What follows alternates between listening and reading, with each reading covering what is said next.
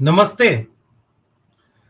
देश ने जब नई संसद में नया सत्र का इतिहास रचता हुआ टेलीविजन के लाइव प्रसारण पर देखा और उसके दरमियान प्रधानमंत्री नरेंद्र मोदी का उद्घाटन भाषण सुना, पूरा देश इस उम्मीद में भावुक हो चला था कि जब नरेंद्र मोदी जी ही अपील कर रहे हैं सांसदों से और उसके बहाने पूरे देश से कि आइए हम नया भारत बनाना शुरू करते हैं। ये केवल एक नई इमारत नहीं है, यहां से हम एक नई परंपरा की शुरुआत करेंगे। इस सदन में बैठकर देश के विकास और आगे बढ़ाने पर हम बात करेंगे, चंद्रयान पर बात करेंगे, विज्ञान और तकनीक पर बात करेंगे और एक न्यू इंडिया बनेगा। सपनों का भारत, विश्वास का भारत, साझा भारत, मोहब्बत का भारत। सुनते सुनते नरेंद्र मोदी को राजनीतिक रूप से नहीं पसंद करने वाला व्यक्ति भी भावुक हो चला कि कितने अच्छे हमारे प्रधानमंत्री हैं, कितना अच्छा बोलते हैं। इन्होंने नए नए संसद भवन से जो पैगाम दिया है और विपक्ष को भले ही उन्होंने सदन के बाहर से कटाक्ष कर दिया कि भाई आओ, सदन शुरू हो रहा है, नए भारत के विकास में आप काम करो। लेकिन आप कल्पना करिए कि आप इस बात को कैसे देखेंगे कि सदन के बाहर खड़े होकर प्रधानमंत्री ने जब विपक्ष के ऊपर तंज किया कि अरे रोने गाने के लिए तो बहुत समय है, और सदन में खड़े होकर के बड़ी बड़ी लच्छेदार भाषण।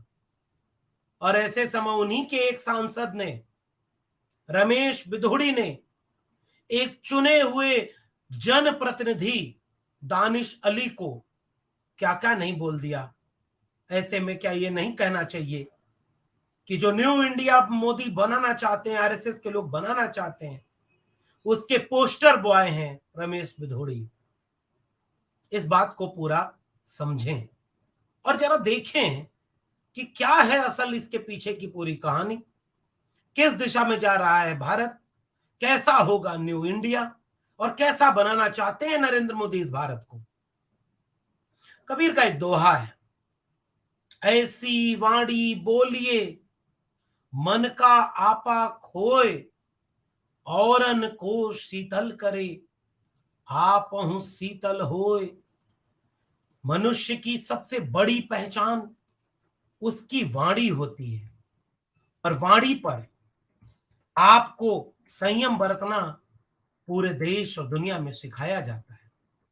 पर कल्पना करिए, एक जननेता, एक ऐसी व्यक्ति जिसके कहने, सुनने, बोलने, हर चीज का व्यवहार लोग फॉलो करते हैं, फिर सदन में खड़े होकर बहुत चिंतित करने वाला वो दृश्य था। अगर आपने अब तक देख लिया होगा कि रमेश बिधूड़ी ने चंद्रयान की सफलता पर भाषण देते हुए जैसे ही कोई प्रतिक्रिया सामने से आई दानिश अली की, कुंवर दानिश अली, और तुरंत पलटकर बिधूड़ी ने कहा कि भाई ए मुल्ले बैठ जा, कटुए बैठ जा, ओ उग्रवादी, ओ आतंकवादी।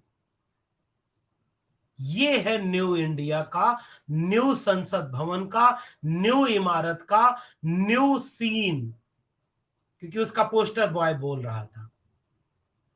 हम लोग कहानी और उपन्यास में एक अंतर पढ़ते पढ़ाते हैं, कहानी में कम पात्र होते हैं, उपन्यास में ज्यादा पात्र होते हैं। कहानी का कलेवर छोटा होता है, उपन्यास का कलेवर बड़ा होता है, उसका वितान बड़ा होता है, उसका उद्देश्य बड़ा होता है। उपन्यास में संदर्भित विषय वस्तु, घटनाएं, पात्र, चरित्र ज्यादा संघनित होते हैं, कहानी में कम होते हैं। तो अब तक इस देश में कहानी चला करती थी, कभी मणिपुर हो गया एक कहानी, कभी मेवात हो गया एक कहानी, कभी इस देश में सहारनपुर हो गया एक कहानी, ऊना हो गया एक कहानी, कभी अखलाक हो गया एक कहानी, कभी जुनैद हो गया एक कहानी, कभी एक कहानी बना पहलू खान, कभी एक कहानी बना इंस्पेक्टर सुबोध की हत्या और उस समय के लोग, कभी एक कहानी बना सिद्दीक कप्पन, कभी एक कहानी के रूप में पात्र आया उमर खालिद, कभी एक कहानी के रूप में खालिद सैफी, और ये सारे जेल में हैं। और ये सारे लोग और इस समय जेल में जो हैं, उसके पूरे दृश्य में सबसे महत्वपूर्ण परिदृश्य क्या आया कि अब एक उपन्यास की तरह पूरी दुनिया में एक मैसेज गया कि जिस देश के संसद में खड़े होकर वहां से जो पूरा पूरा दृश्य गया है, उससे ये समझ में आएगा कि अब आप नया भारत जो बनाएंगे, उस नए भारत में एक सांसद अपने चुने हुए सांसद को क्या बोलेगा, और उसको उसके धर्म पर हमला, उसके धर्म के नाम पर उसको आतंकवादी बोलेगा। अब ये देश के प्रधानमंत्री को तय करना है। किसानों पर जिसने प्रदर्शन किया, क्योंकि लोकतंत्र में संसद एक ऐसी जगह होती है जहां खड़े होकर विमर्श होता है, जहां खड़े होकर एक चीज देखी सुनी जाती है कि कैसे हम एक देश में एक विमर्श करेंगे कि भाई ये बिल सही है नहीं सही है, हम आपकी विचारधारा से सहमत है नहीं सहमत है, हम इस कानून का विरोध करते हैं, क्योंकि सदन में गए ही हैं लोग अलग अलग विचार के विरोध विचार विमर्श के लिए। हम किसी की बात से सहमत असहमत होते हैं, उसको रोकते हैं, वहां पर एक डेकोरम बना होता है। और अगर कोई व्यक्ति कहता है कि नहीं ये पॉलिसी बहुत खराब है, इस पॉलिसी को रोकना होगा, और वो थोड़ा ज्यादा हंगामा करे तो उसको सस्पेंड कर दिया जाता है। आज के समय आम आदमी पार्टी की संजय सिंह और राघव चड्ढा सदन से सस्पेंड है। पता है क्यों? क्योंकि वो सवाल कर रहे थे, वो अडानी पर सवाल कर रहे थे, वो किसानों के मसले पर सवाल कर रहे थे, वो आंदोलन कर रहे थे, वो उम्मीद से लड़ते हुए नजर आ रहे थे, और आज वो सस्पेंड है, पूरे सदस्यता उनकी चली गई है। और इसी समय दूसरा एक दृश्य है इसी देश का, जिसमें एक सांसद पूरे के पूरे मुसलमान कौम के सामने कह रहा है कि ओ आतंकवादी बैठ जा, तुझे बाहर देखूंगा। अब तक नरेंद्र मोदी जी का कोई बयान आया? अब इस रिश्ते को समझिए, क्यों मैं कह रहा हूं कि ये नरेंद्र मोदी के न्यू इंडिया के पोस्टर बॉय हैं। कल उस न्यू इंडिया का एक पोस्टर बॉय था कपिल मिश्रा, उस न्यू इंडिया का एक पोस्टर बॉय था प्रज्ञा ठाकुर, उस न्यू इंडिया का एक पोस्टर बॉय चिन्मयानंद, कुलदीप सिंह सेंगर, उस न्यू इंडिया का एक पोस्टर बॉय बना मोनू मानेसर यादव, उस न्यू इंडिया का एक पोस्टर बना एल्विस यादव, जो प्रचार करता है हिंदू राष्ट्र का, महिला विरोधी कमेंट करता है। उस न्यू इंडिया का पोस्टर बॉय बना अब रमेश बिधूड़ी। और क्यों मैं ये कह रहा हूं पोस्टर बॉय? नफरत घर घर में भर दी गई है। अब तो पतंगें भी ये देखकर हैरान हो गईं कि ये छतें भी हिंदू मुसलमान हो गईं। इस बात को कभी सोचिएगा कि एक सांसद ने, एक चुने हुए सांसद को आतंकवादी बोला है इस देश की संसद में। अब आप कहेंगे कि भाई बहुत कुछ संसद में बोला जाता है, एक्सपंज कर दिया गया, हटा दिया गया संसद की कार्रवाई से उस शब्द को, उन खराब बातों को, और देश के बड़े पद पर बैठे हुए राजनाथ सिंह ने अपनी तरफ से एक माफी भी मांग ली। इसके बाद अब इस मामले को खत्म हो जाना चाहिए, कोई बड़ी बात नहीं है। अब तो भाई दानिश अली ने एक चिट्ठी भी लिख दी है ओम बिरला को, 15 दिन का समय उन्होंने मांगा है कि हम देखेंगे, कार्रवाई करेंगे। ये क्या इतनी सामान्य घटना है? अब एक हैशटैग चल रहा है ट्विटर पर। पहले लोगों ने कहा कि भाई जो इतना खराब बोल रहा है उसको गिरफ्तार क्यों नहीं करते, और तब जाकर के ये हैशटैग चलने लगा, रमेश बिधूड़ी जिंदाबाद। और आप पूरे हैशटैग को देखिए ट्विटर पर, खुलेआम जाति सामने आ गई, खुलेआम हिंदू होना सामने आ गया, खुलेआम ये आ गया कि भाई दानिश अली एक सरकारी कार्यक्रम में भारत माता की जय नारे का विरोध कर रहा था, ये तो आतंकवादी है, ये आतताई है। ये है न्यू इंडिया। और ये नरेंद्र मोदी के सपनों का भारत है। ऐसा भारत नरेंद्र मोदी बनाना चाहते हैं, क्योंकि यही भाषा उनको मानने वाले, उनकी पार्टी के सिंपथाइजर गांव और कस्बों में इस देश के बोलते हैं। और न विश्वास हो तो अपने आसपास देख लीजिए, ये कटुए की भाषा, ये मुल्ले की भाषा। और ट्विटर देख लीजिए, पढ़े लिखे लोगों ने क्या क्या नहीं उनके धर्म के ऊपर लिखा है। ये कटुए हैं तो कटुए लिखा जा रहा है, क्या गलत बोल दिया रमेश बिधोड़ी ने। ये मुल्ले हैं तो मुल्ले कहा जा रहा है। और ये उग्रवादी क्योंकि भारत माता की जय नहीं बोलते, आतंकवादी हैं क्योंकि मुसलमान हैं, क्योंकि सारे मुसलमान आतंकवादी होते हैं। इस चीज को आप ये नई इंडिया के दृश्य की तरह सोचिए। और मैं क्यों कर रहा हूं पोस्टर बॉय रमेश बिधोड़ी है, क्योंकि ये है न्यू इंडिया। 140 करोड़ देशवासियों कर दोनों हाथ फैलाकर प्रधानमंत्री भाषण देते हैं, सबका साथ, सबका विकास, सबका विश्वास, पसमानदा की बात करते हैं। क्या नरेंद्र मोदी अपने सांसद के लिए देश से माफी मांगेंगे क्या, कि हाँ एक मुसलमान को देख करके इस हमारे सांसद ने उसको आतंकवादी बोल दिया, ये बहुत गलत है। क्योंकि हिंदू आतंकवादी को हेमंत करकरे, इस पर तो आप बहुत चिल्लाते हैं। और आपके सिंपथाइजर लोग अपराध को भी धर्म के नाम पर तौल रहे हैं।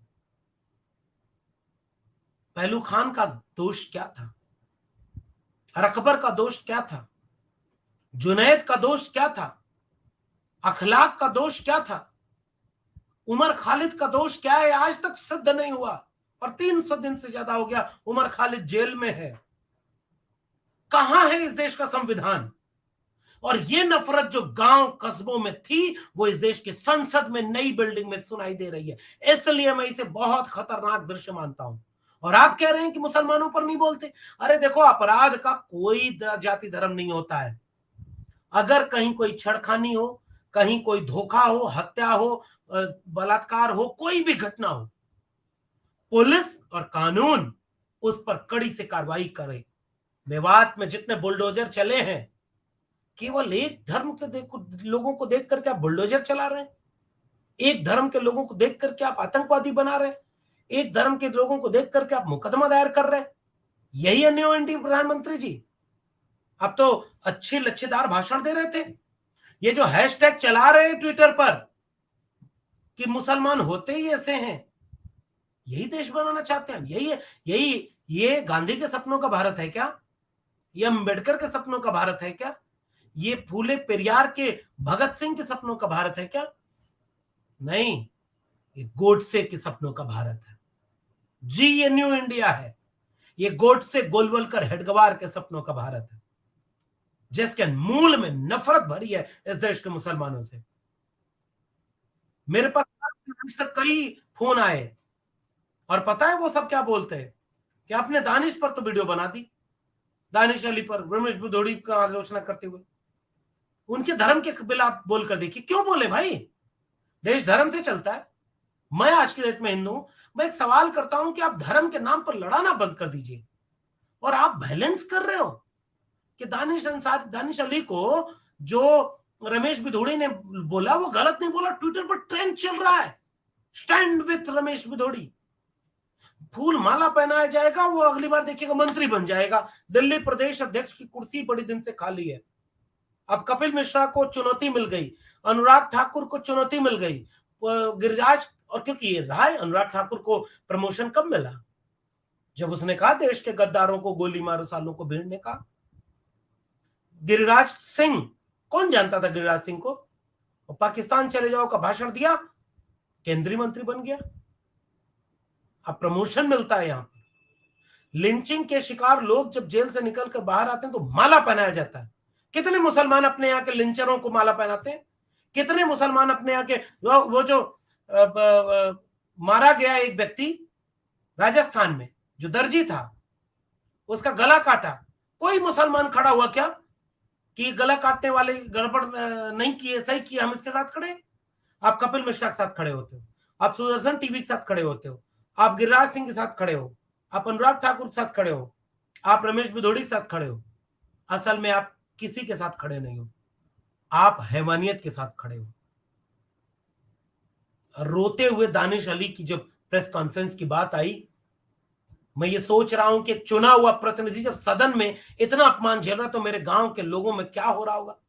और आज 23 सितंबर है, बाबा साहब डॉक्टर भीमराव अंबेडकर का सयाजी बाग में एक संकल्प दिवस के रूप में लोग आज के दिन को मनाते हैं। और पता है क्यों?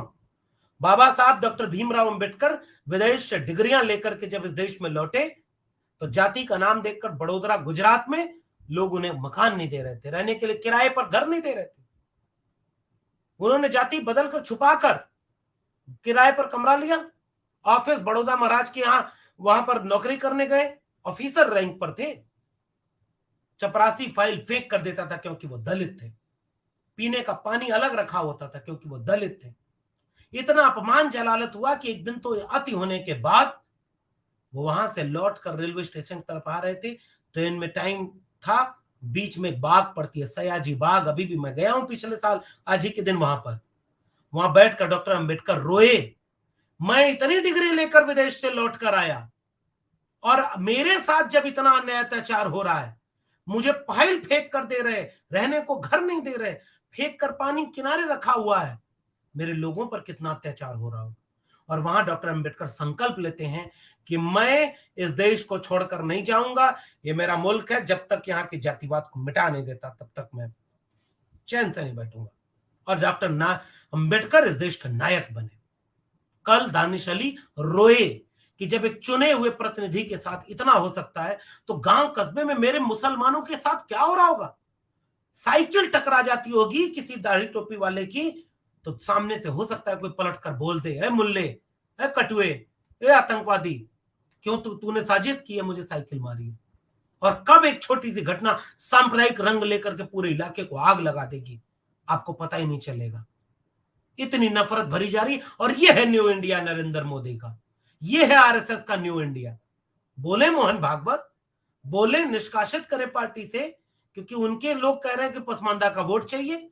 नरेंद्र मोदी कहते हैं सबका साथ सबका विकास चाहिए, और उनका सांसद आतंकवादी बोल रहा है, कटुए, और एक तो गाली दी वैश्याओं को। जो मैं क्यों बोल रहा हूं गाली, अब तो वीडियो चल रही है भाई। ये आप बोलेंगे किसी भी चुने हुए सांसद को, चुना हुआ सांसद सदन में कार्यवाही के समय बोलेगा? जी, ये नरेंद्र मोदी जी आपका न्यू इंडिया है। और जो नागरिक इस वीडियो को देख रहे हैं, मैं आपसे गुजारिश करता हूं, एक ठहर कर सोचने का वक्त क्या नहीं है ये? क्या यही देश हम बनाना चाहते हैं? कल को आपके स्कूल में कोई बच्चा मुसलमान बैठेगा और आपके टीवी पर, आपके इलाके में, आपके व्हाट्सएप ग्रुप में, आपके परिवार में अगर उस बच्चे को, आपके बच्चे को यह सीख मिली रहेगी कि मुल्ले होते हैं, कटुए होते हैं, आतंकवादी होते हैं ये मुसलमान, आपका बच्चा आपकी क्लास में डरेगा कि उसके बगल में कोई साबिर बैठा है, कोई अहमद बैठा है, वो कहेगा कोई आतंकवादी बैठा है। यही न्यू इंडिया बनाना चाहते हैं नरेंद्र मोदी जी। जरा नजर रखिए इनके रमेश भिदोड़ी के साथ क्यों लोग खड़े हैं, क्या सोचकर खड़े हैं। क्योंकि मुसलमान बुरा करते हैं इसलिए रमेश भिदोड़ी ने कह दिया तो ठीक है। अरे जहां मुसलमान बुरा करते हैं वहां उसकी सजा अलग है, वो डिबेट अलग है। सदन में चुना हुआ प्रतिनिधि दूसरे को आतंकवादी बोल रहा है भाई। ऐसा इस देश में आज तक कभी नहीं हुआ। केवल धर्म के नाम पर उसको बोला है। कितने मुसलमानों ने धर्म के नाम पर भारत में संसद में या आपके गांव में बोला है हिंदुओं को कुछ? आपको ये सामान्य घटना लग रही? आप एक्सपंस कर देंगे उनको, 10 दिन 15 दिन के लिए सदन से निलंबित कर देंगे, अगली बार कोई नहीं मानेगा। कर तो दिया था दिल से न माफ करने का बयान प्रज्ञा ठाकुर के लिए देश के प्रधानमंत्री ने, कि मैं दिल से माफ नहीं कर पाऊंगा कि जो गांधी को आतंकवादी बोले। तो जो गांधी को आतंकवादी बोले उसे अगर प्रधानमंत्री दिल से माफ नहीं करते तो भी पीछे वाली कुर्सी पर सदन में बिठाते हैं। तो जो धर्म के नाम पर मुसलमान को आतंकवादी बोल दिया उसके लिए नरेंद्र मोदी क्या करेंगे? कुछ नहीं करेंगे। और अगर वो कुछ नहीं करते और नाम मात्र की कोई बात होती है तो इसका मतलब एक पैगाम पूरे देश में चला गया, जहां मुसलमान देखे कुछ भी बोल सकते हैं आप, कुछ भी कर सकते हैं आप, क्योंकि आपके देश के संसद में कुछ भी हो सकता है। बाद में कुछ करके जैसे वहां माफी मांग लेंगे, कुछ दिन की छोटी सी सजा मिल जाएगी, वैसे आप कर देना। ये न्यू इंडिया अगर है तो माफ करिए नरेंद्र मोदी जी, ये गांधी के, अंबेडकर के, भगत सिंह के सपनों का भारत कतई नहीं है।